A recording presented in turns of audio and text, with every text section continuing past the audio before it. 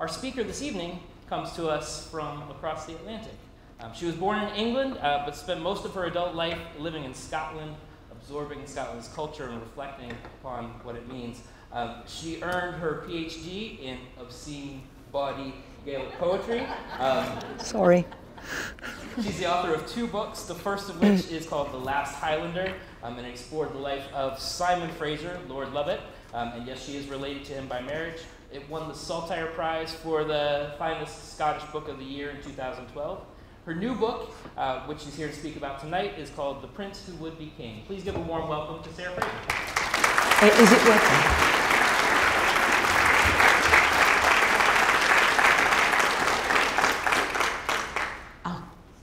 We're on. I'm lighting up. Thank you very much. Thank you for asking me here. I'm very, very honoured. And it was quite a thrill to arrive yesterday. And Mark picked me up. And the first thing I learned is that he lives in Henrico. I call it Henrico. He calls it Henrico. Which is great. I mean, I almost became a fan straight away. And then we passed, I've seen a board to the Cape Henry Lighthouse, and we passed a sign to the Christopher Newport University. And I just thought, oh yes, all this is real. It's real and it matters. And it's all about him. It's all about Henry. Henry Frederick Stewart, Prince of Wales, born 19th of February, 1594, that's 424 years ago, in Stirling Castle in Scotland. He died in London, in Richmond Palace on the Thames, on the 6th of November, 1612. And he is born to be the heir to Elizabeth I. What I mean by that is that he and his father, King James of Scotland, when Elizabeth dies in 1603, the Armada Queen dies, the Tudor line dies out, and the Stuarts simply ride in. They are given all of it. I mean, a nice job if you can get it. They've never been to England. None of them have ever seen England. They get England, Scotland, Ireland, and Wales. They already got Scotland, they know that one. James says it's like it's Christmas every day. That's one of the things he says, and he must have felt that. Henry, life changes, certainly. And his short life spanned an extraordinary period in history, because not only in 1603 did we get the Union. I'm going to give you a little overview before I dig into Henry a bit deeper. In 1604, James and his chief minister, Robert Cecil, Earl of Salisbury, declare peace. So for the first time for nearly 20 years, all the kingdoms of Great Britain are at peace. The Armada War has ended. They've been at war with Spain. How thin that peace is shown to them in 1605, when the gunpowder plot, you know, Guy Fawkes, etc., is discovered. And Henry was a key target of that, because although, as Edward Garnet, the confessor to the plotters, said, although the king preserves the present, he holds the present as a Protestant heretic country, it is the son that comes after him which is more important. And it was a plot of awesome ambition, really awesome. They were going to blow up the entire political nation with one huge bomb. It is as if someone put a bomb in Congress when the president and all his advisors and most of the foreign ambassadors were there. So Parliament was going to be opened, the Commons, the Lords, the ambassadors, all the royal family, except Princess Elizabeth, his sister, and they were all going to be killed. The state would have been broken instantly, and it's very, very new and quite shaky anyway.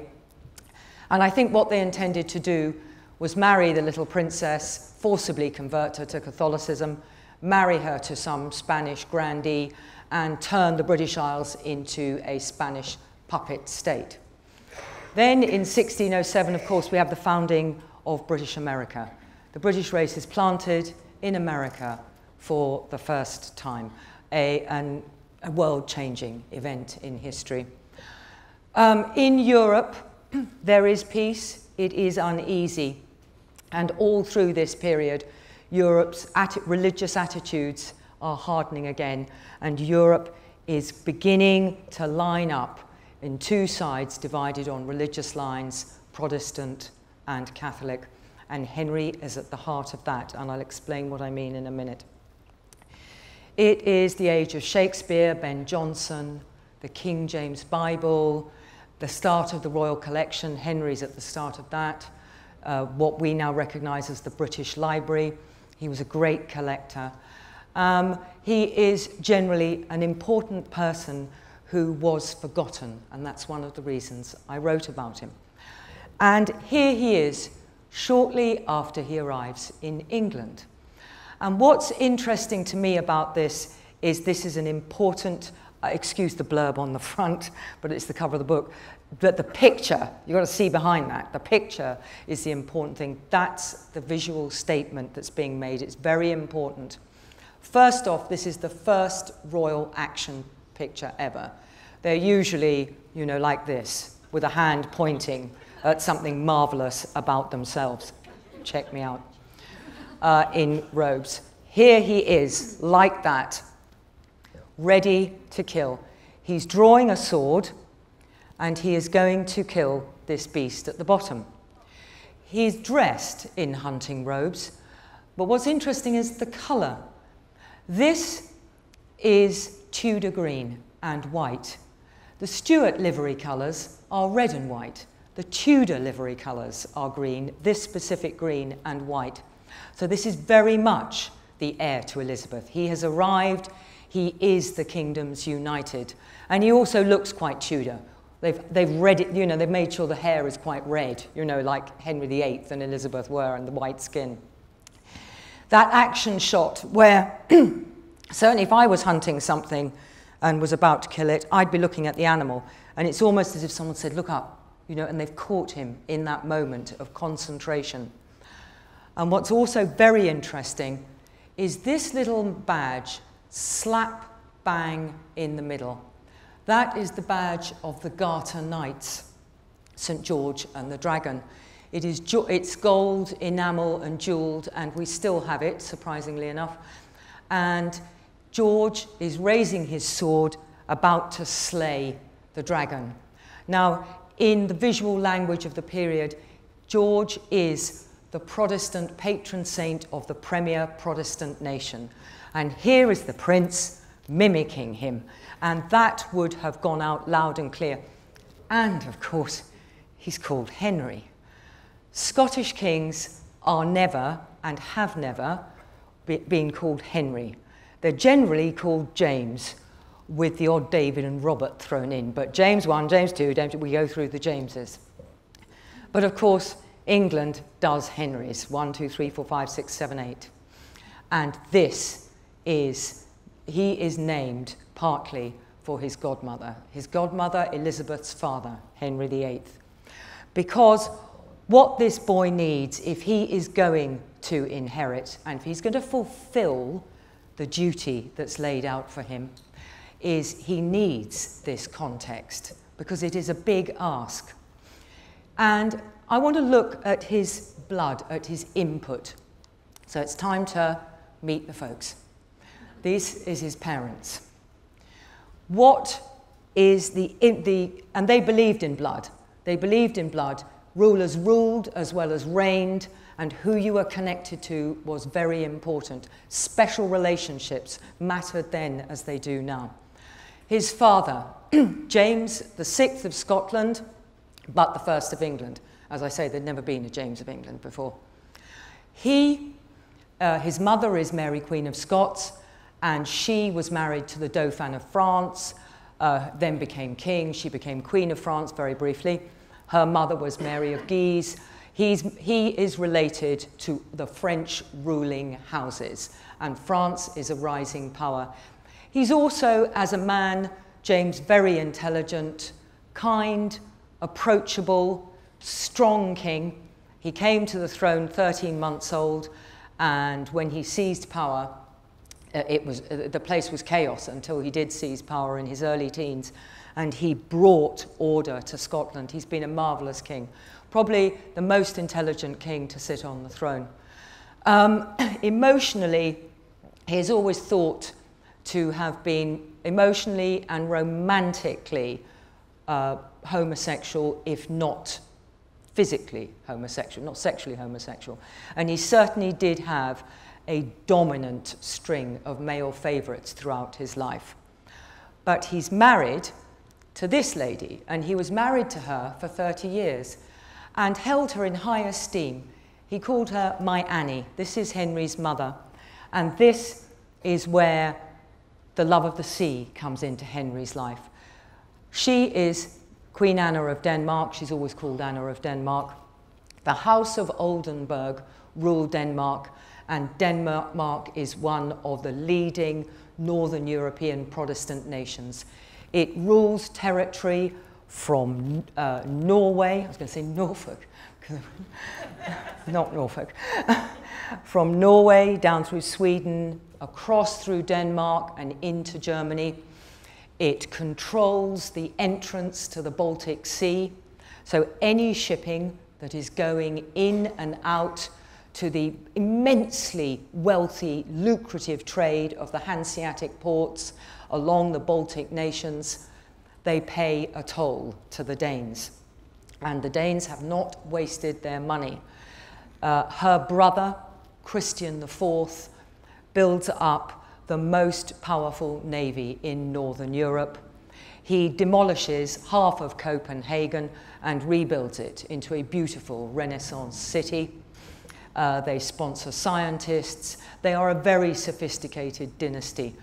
Anna suffered in history from more or less the moment of her death, and certainly into the Victorian period, where she was dismissed as an airhead, ludicrously addicted to frivolous pleasures. That is so wrong for many reasons, but it's just plain wrong, because what those historians did not understand, which we understand now, is that to this era, magnificence is a tool of power. It is a tool of soft power. When our queen, my queen, puts on state ceremonies and banquets, it's merely ritual. It is ceremonial and ritual. But to them, they are power in action. And if you are going to command the respect of your allies and the respect and fear of your enemies, then you want to impress them with your learning, your sophistication, your luxury, your wealth. And Anna is an exquisite exponent of these arts, and she teaches them to Henry. She is the sister of a king, the wife of a king, the daughter of a king, and the mother of a king. And she can be quite regal at times. She conceives 9 children, bears 7, and only 3 survive, sadly. And then, as I say, Henry's got this blood of his godmother Elizabeth in him, the Tudor blood. And he will need that because, as I said before, Europe these are turbulent times. Special relationship matters. If you can say to another leader, not merely Your Royal Highness or Your Majesty, or these days it would be Mr. President, but my friend or my cousin, Your Royal Highness, then you are going to be able to form alliances. And Henry will have to form those. But James is typically painted like this, you see in his blue, just looking sort of thoughtful. He didn't commission that painting of Henry, and never would have, because he is not militant at all. He calls himself Rex Pacificus, the King of Peace, and his motto that he chooses for himself is Beati Pacifici, blessed are the peacemakers.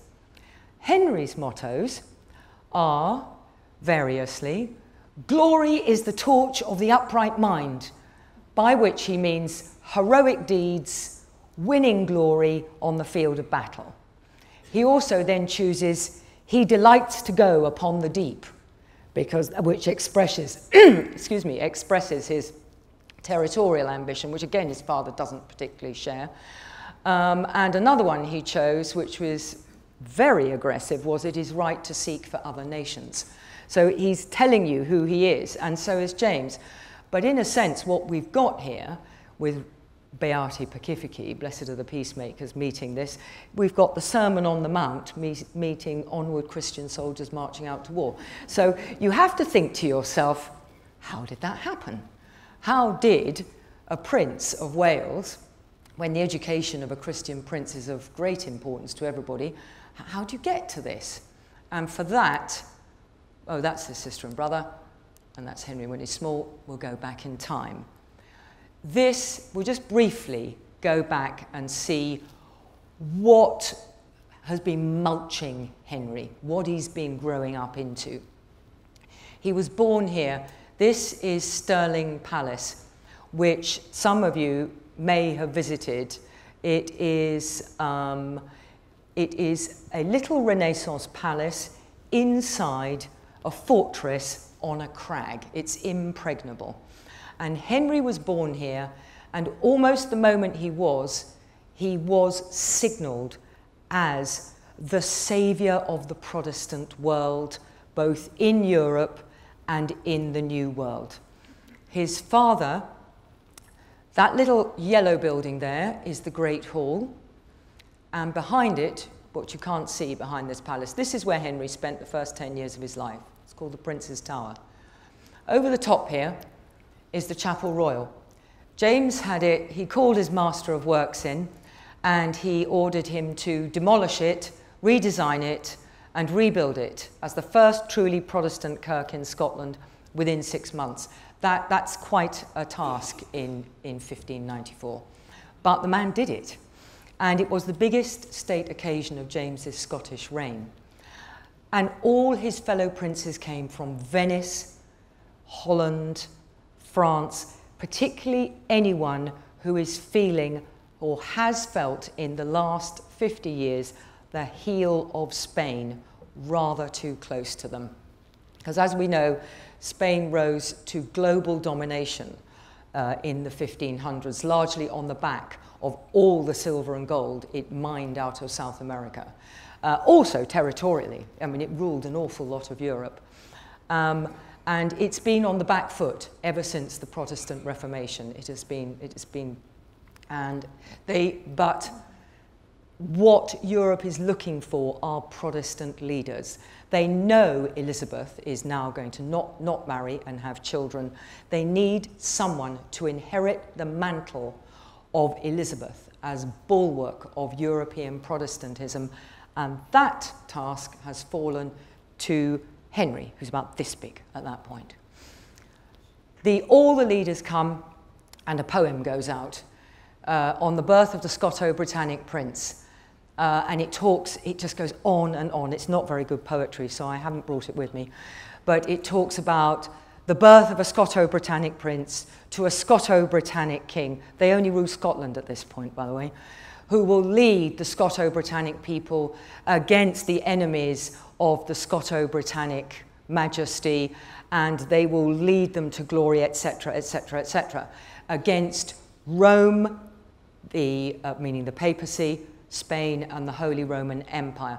By the time Elizabeth in England reads this phrase, Scoto-Britannic, 5 times in 5 lines, she is incandescent with rage, because to presume the death of a monarch is treason, and even to think about it, even if she can allow it in a fellow prince, because they are her closest male heirs, it kind of makes her irrelevant. And if you're yesterday's woman, then everyone really is going to be looking to the future. And there's one thing Elizabeth couldn't stand, it's not being the centre of attention. And so she hated that. And James was rather laconic. He said it was nothing to do with me, and he was probably fibbing. Because the reason I say that is that this is the book that James wrote for his son Henry when his formal education started. And it's just a little bit of detective work, this. It's printed by Robert Waldegrave, printer to the King's Majesty, 1599. Now, this same Robert Waldegrave printed this praise poem to Scoto-Britannic Majesty and the next generation and distributed across Europe. So the king, if this is the king's printer, he has to have known what he was printing. As Henry approaches the age of 4, his formal education begins. Who is involved? Yes, James. James writes this book, and it is a charming book. It's completely James. He advises Henry. It's Basilican Doran, that's what that says up the top there. The king's gift to his dearest son, Prince Henry. And it advises Henry to be homely with his soldiers and sailors, to get to know them and to be familiar with them, because he will have to lead them, because princes do still lead their troops into battle. It advises him not to be elaborate in his clothing or to be effeminate in the over-curling of his hair or wearing of long earrings. He advises him to look to his wife and to keep himself clean for his wife, because if he debauches himself, how can he expect any better from his wife? Which I think is a very modern point of view, frankly. I quite approve of that. You know, when otherwise you're a possession, frankly, of any man, aren't you? I mean, you were then. And he talks about kingship, because James is an absolute divine right king. He thinks he rules by God's command, not the calling of any earthly body. He shares this with many monarchs in Europe. They see themselves as above the rule of law, which of course is going to get so many of them into so much trouble in this century, in the 1600s. He is a moderate absolutist, but he is an absolutist. But he does tell Henry that his duty is to rule well, or God will punish him. But he says that the highest bench, meaning the throne, is the slidriest to sit upon. So, you know, you are going to slip off it if you're not careful. And then he rounds the whole thing up by saying, in sum, my boy, being a king is more onus than honour. It's hard work. But he's not there most of the time, James. That's all very nice. And it is it's a nice read. You get a real feel of James. These men, while he's in Scotland, John Erskine, 2nd Earl of Mar, that fellow, his cousin through his mother's side, Sir David Murray, another man we don't have a picture of, Sir Adam Newton, who's a Glasgow baker's son, but has risen to be a great scholar. Other men, Richard Preston, Thomas Gates, who will sail for Henry to America later in the next century. These men have really the daily charge of Henry. The Erskines of Mar are the hereditary keepers of Stirling Castle, and they are also the hereditary guardians of Scottish kings. James grew up with this man. He calls him Jockey o' Slates. You know, they used to write on slates because they shared a schoolroom. But Mar is not just a kind of cat's paw for for James at all. Mar, David Murray, Adam Newton the tutor, these are powerful men. Nobles are extremely powerful in Scotland. These are Renaissance men. They have read their Greek and Roman historians, refound after being lost for 1,000 years. They have read men like Tacitus. Tacitus is very popular with these people. Tacitus is a historian that the king loathes, but they introduce Henry to Tacitus, and we know they do because Henry talks about it in letters with his young friends. What Tacitus did was compare Rome under the period of the Republic, when it was ruled by a Senate, and the head of the Senate was merely primum inter pares. He was only the first among equals, with Rome under the Caesars, and he had experience of both, when Rome was ruled by a little god king answerable to nobody. Now, James, when he goes to England, for all that he's a good man, will call himself a Caesar on one of his coins. He will say he has created our empire of Great Britain. He is an absolute monarch. He has been a superb King of Scotland. He is not good at dealing with the English Parliament. But these men, I think, are looking at something slightly different.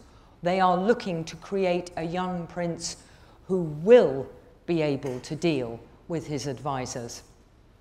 They are also, in religious terms, more extreme Protestants than James. James is a moderate Calvinist.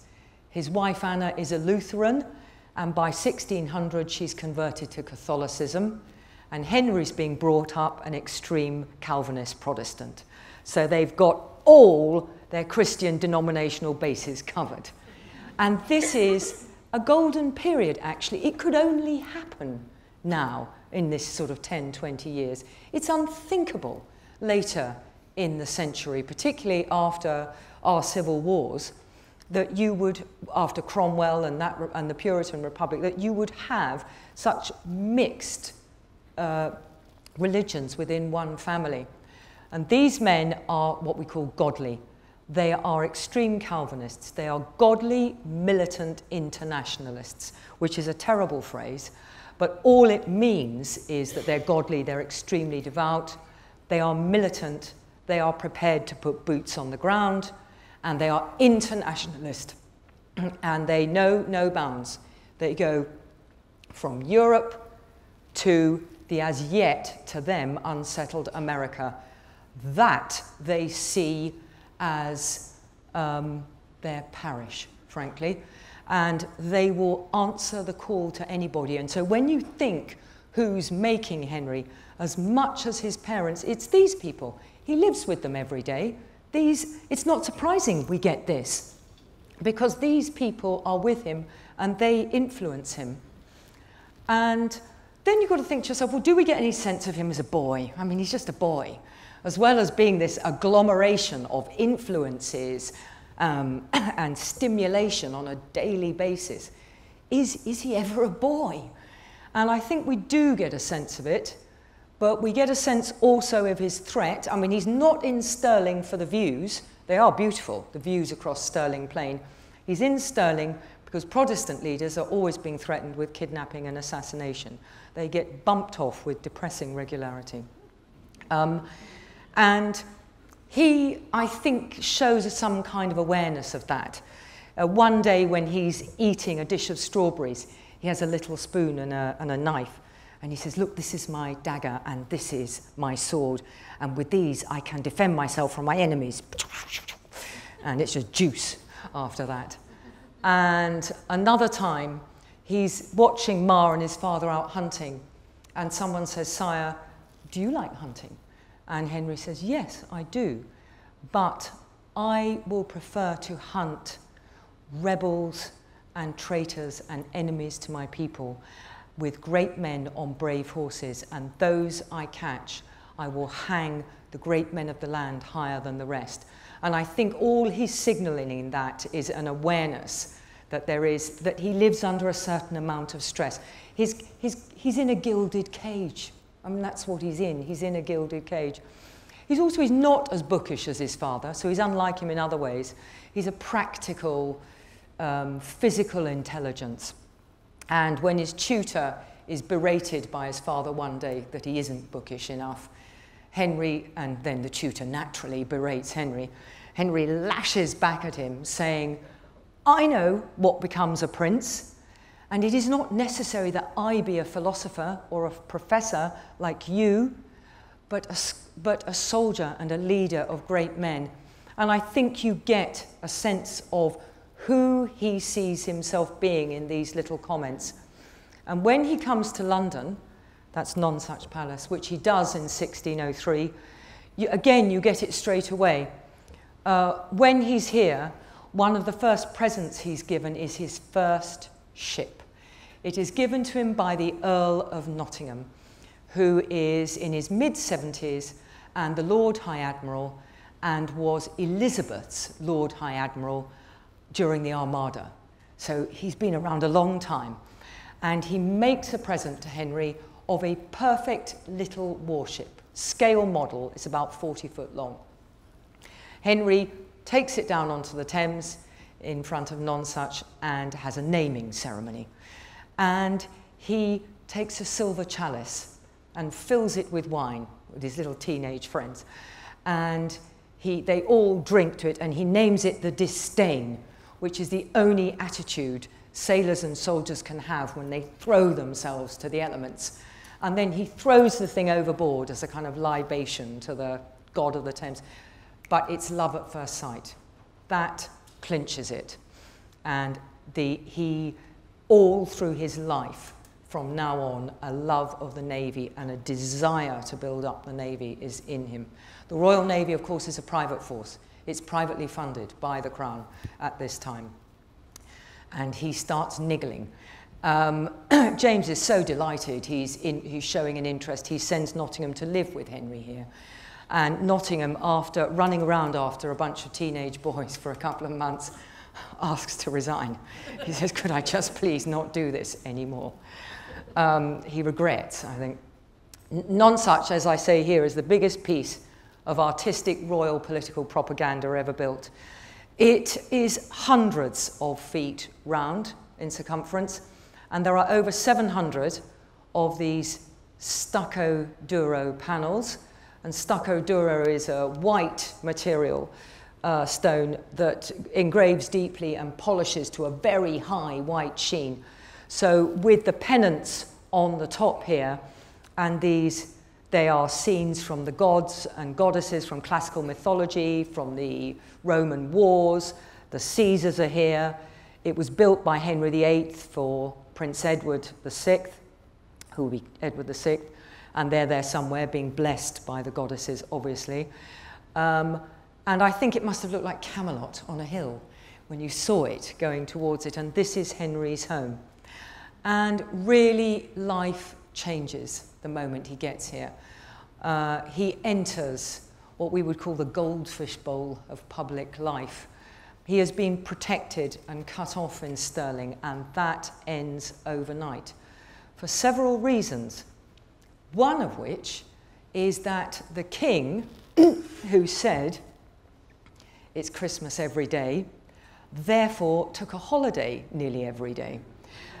He who had been so attentive in Scotland sort of lost his enthusiasm for daily rule a bit, and very soon he hates Whitehall, which is the political centre, and James is away for 6 months of the year.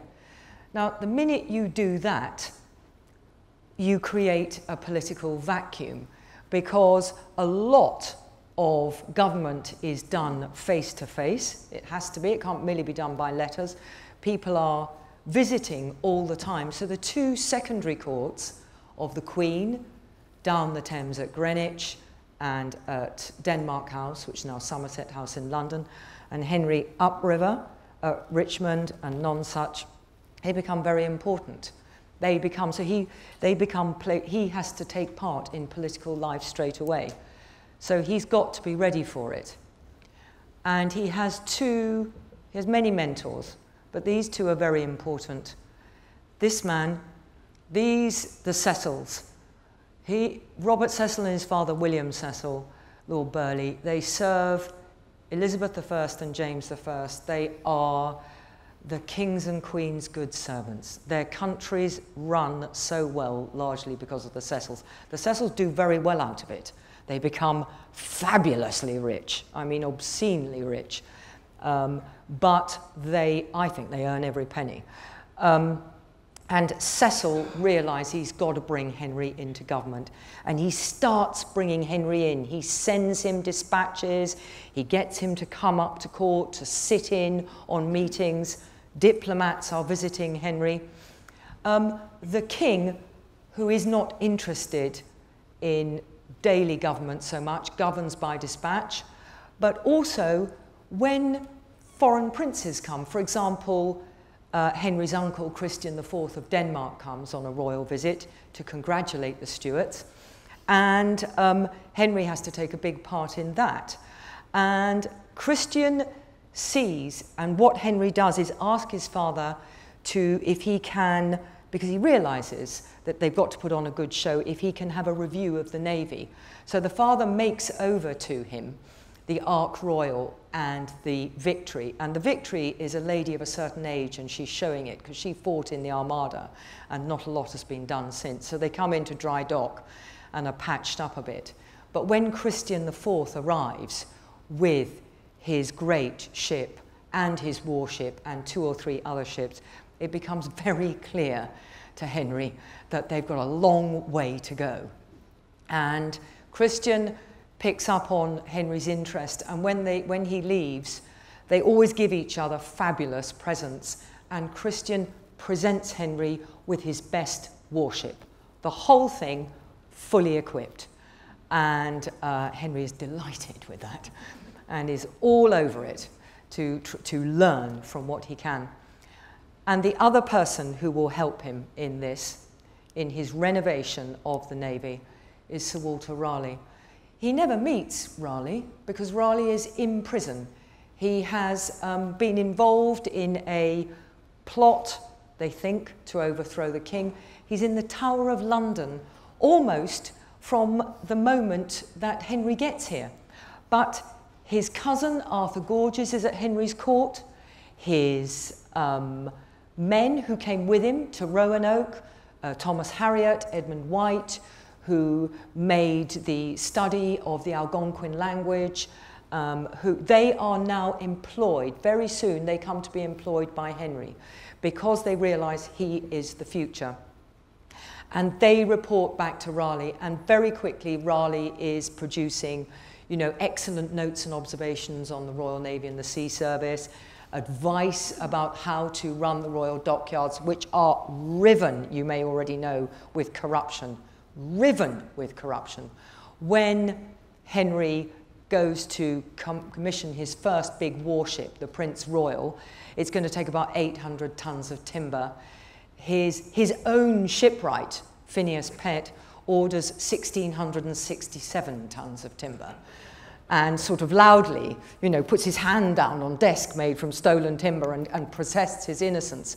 But no one can get away. No one can stop them. It seems incapable.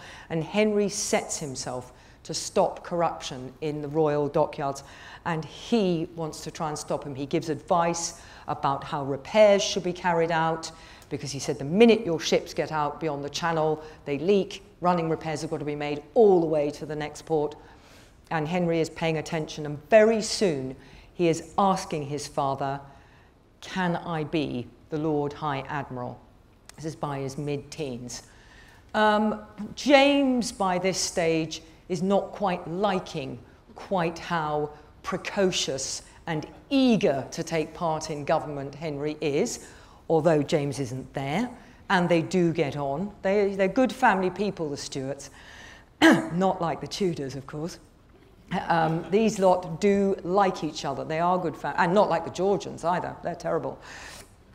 These people like each other, but there is a phrase at one time where one ambassador comments and says the king and queen would like to keep Henry low and always dependent on them. Well, good luck with that, because the horse has gone, and you're shutting the stable door after the horse has bolted. He's away. He's away once he gets into his teens. I mean, he is motoring. He is, as the military wing of the establishment, which is not welcomed by the King of Peace, start to gather at his court. By around 1607-08, there are 500 people. The military wing, the navy, a lot of the science, is all taking part at Henry's court. He wants to create one of these courts that will attract fellow princes and build his power base as he prepares himself to become the Protestant leader.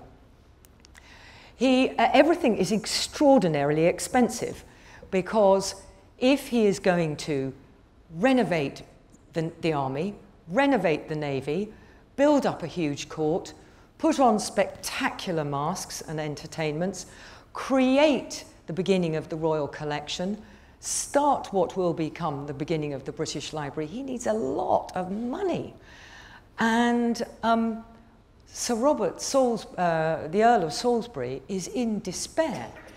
In Elizabeth, he had a frugal woman at Whitehall who was very parsimonious with her patronage.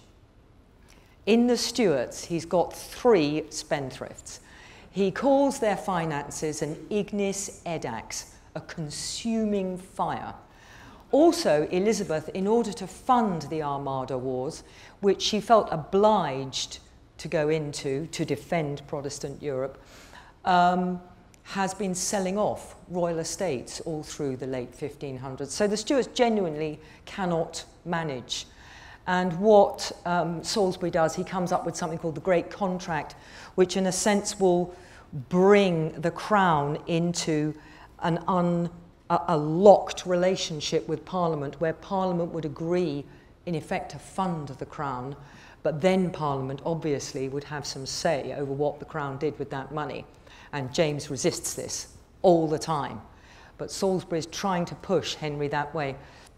One of Salisbury's clients is a man called Thomas Challinor, and he tries to come up with ideas for Henry to raise money. This, by the way, is Henry's astrolabe. It's an ornamental, it's gold, it's in the British Museum. It's a fabulous thing. It's about this big, ornamental navigational device before sextants were discovered.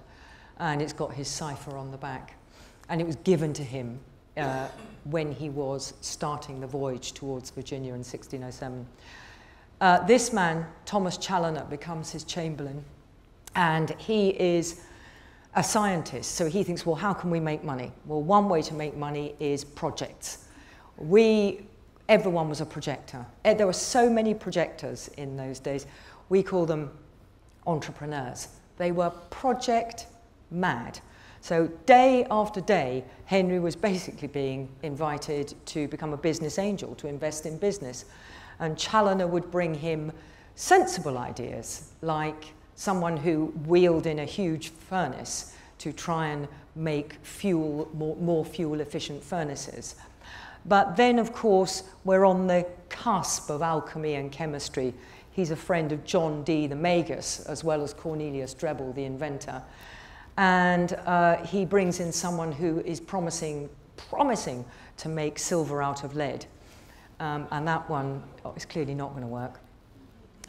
But the obvious place, that's 2 of his employees, the obvious way that they all imagine that they will make the wealth to spread this sort of Protestant caliphate, this new Jerusalem across the world, is New World wealth. And it has been a dream of some people like Raleigh, and he absolutely infects Henry with it. And in 1607, Henry his gunner, Robert Tyndall, goes with Newport when they set off the Godspeed, the Susan Constant, so on, and they make that crossing, finally to make first landing and plant the British race in American soil for the first time. And this map is the first map. It's in the British Library. It's a wonderful thing. It's on vellum, and you can still see the paws of the animal. You know, the little paw holes where the hair was scraped off 400 years ago, over 400 years ago. And the colours, you can unroll it and handle it with your own hands. They don't even ask you to put gloves on. I'm astonished. I mean, really.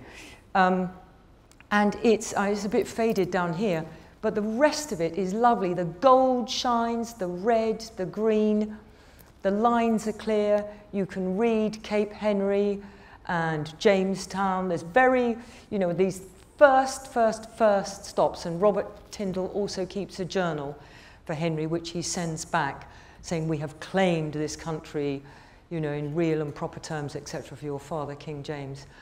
And Henry has this at his home, and he pores over it, because, of course, what they imagine is that they are going to stumble into these mountains of silver and gold. They do foresee that. They do not know that how great America will become because they cannot see what to do here. And we all know what hell it's going to be those first few years. The map is, of course, slightly, for the indigenous people, depressingly empty.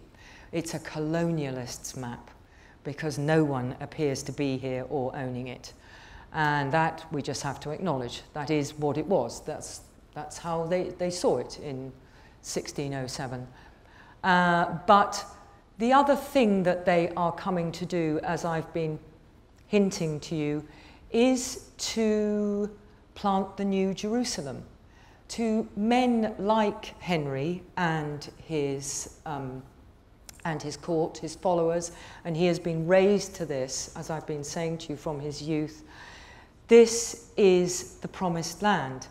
They truly think that the Protestant Revolution, the Reformation, has got stuck halfway to heaven in Britain. We've got so many different denominations. You've basically got a Calvinist, Puritan doctrine, but with very Catholic accoutrements. So you've got bishops, robes, incense, glorious music, you know, one of the glories of the church. And a lot of that is making the godly, the Puritans, whom James loathes, very uncomfortable. And when they write back from here, a man called Robert Johnson, who actually goes on to be there with Gates at the founding of Henrico, he says that, he says we could not have done this without Henry, because Henry puts royal clout behind it, and it does need that to keep going, because there are so many setbacks. You need someone to keep pressing for another voyage and another voyage. And the Spanish are furious, furious. They say that they hear Prince Henry is being called heir of Virginia, and that they have got together a huge amount for a voyage. And of course, as we know, the Spanish have claimed the entire South, North America, Canada, everything. They'd claimed everything. And they're absolutely incensed. And Henry, as far as we can tell, wanted to come here. He wanted to come here and rule as regent and create the New Jerusalem, which is an extraordinary thought.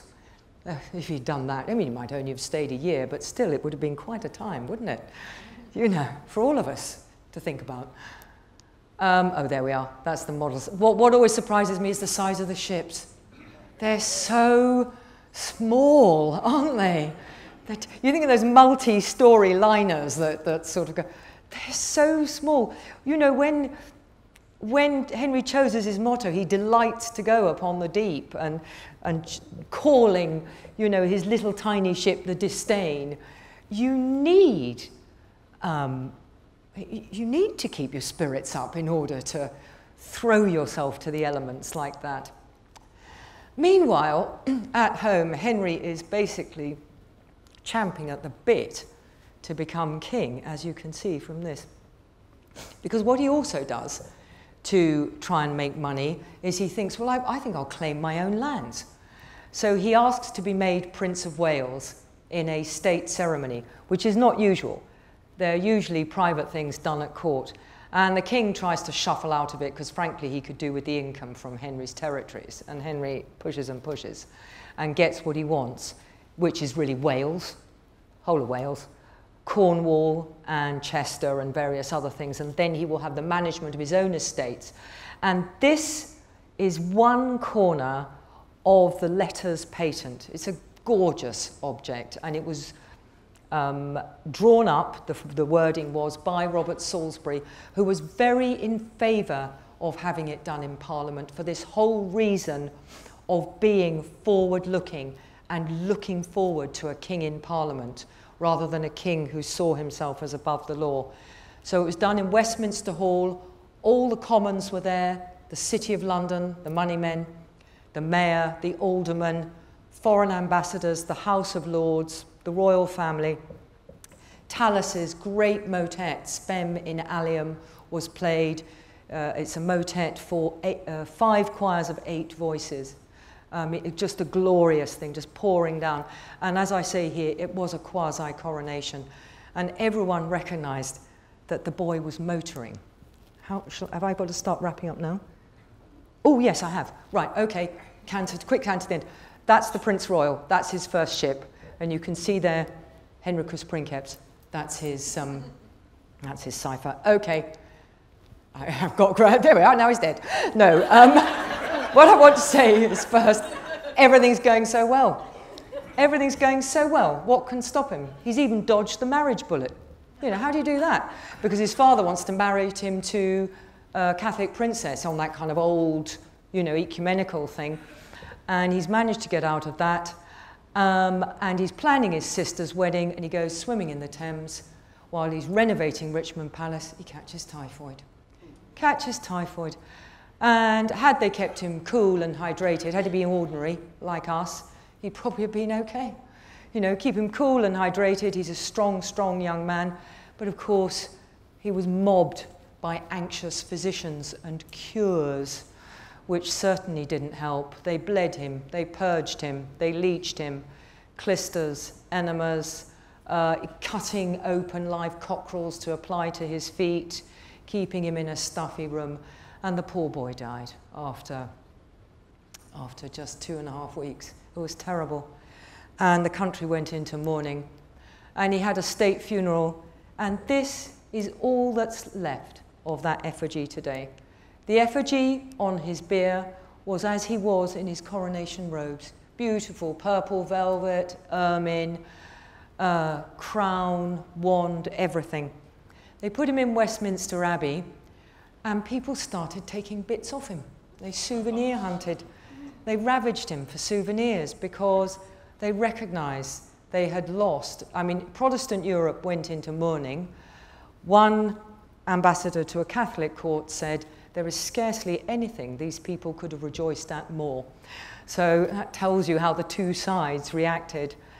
And that's where Henry is now. And that's another reason that I wrote this book, is to put flesh on the bones of a young man who is lying here like that in Westminster Abbey today and is about to go on display. They're building new galleries right up 80 feet above the nave of Westminster Abbey, and all the effigies will go there, including poor Henry. Thank you.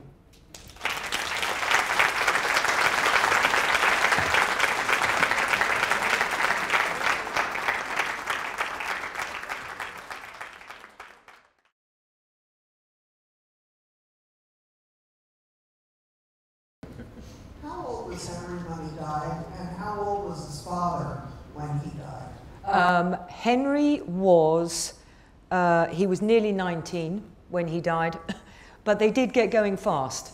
I mean, a lot of his friends who went off on their grand tours and basically initial diplomatic missions for him were only sort of 15, 16. So, you know, and I was talking to someone earlier that the mortality rate age was 40, and well over half the population was under 25. You did grow up fast for very good reason, which is why he looks precocious to us. I mean, I don't know about you, and I may be admitting something here, but I didn't expect much of my sons when they were teenagers. You know, once they left university, I thought, okay, you're on your own, make something of yourself. But I didn't really expect a lot from when I think what they did, and I was aware of that. And he was, and James was in his late 50s, which was an okay age.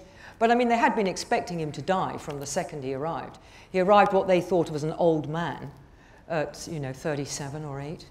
They expected him to die any day, which again gives them this sense of, we've got to get this boy ready. He's got to be ready to step in and take over. Okay, I have a question.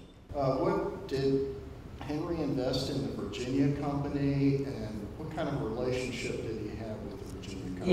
Yes, he did. Investor or patron? Or yeah, both. He was a patron and investor in it, heavy investor in it. And a lot of his court were, and a lot of his followers.